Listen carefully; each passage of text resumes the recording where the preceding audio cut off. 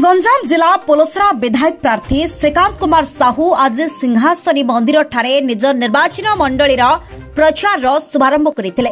एही प्रचार रे शह शह बीजेडी कर्मी को ने प्रत्येक ग्राम को ग्राम जाई लोकों को वोट भिक्षा करथिले।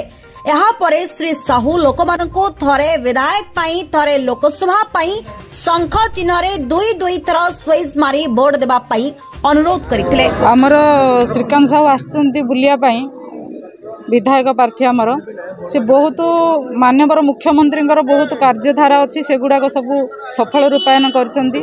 आमर महिला माने बेसी उपकृत अच्छी तेणुक आमर गाँव समस्ते खुशी अच्छा। आज माँ सिंहासन पीठर आमर निर्वाचन प्रचार आरंभ होती। माँ को आशीर्वाद लाभ करूँ लोक मान भल पाइबा अच्छी। माननीय मुख्यमंत्री तृतीय थर पोलसरा निर्वाचन मंडल विजु जनता दल प्रार्थी हिसाब से घोषणा कर तेणु पोलसरा निर्वाचन मंडल जो लोक मान भल पाइबा स्नेह श्रद्धा अंचल विकास को नहीं आम निर्वाचन मैदान को लेचु। पांडीपड़ा पंचायत, गोछाड़ी पंचायत, भावड़ा पंचायत, तीन पंचायत कार्यक्रम।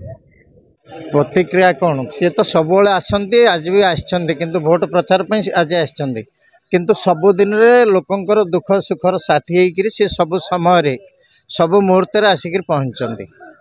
एटा खाली आज प्रोग्रामटा भोट प्रचार सी आसछंती किंतु अन्य समय से सब समय सब परिस्थिति आसिक पहुँचती। ब्यूरो रिपोर्ट, संघर्ष टीवी।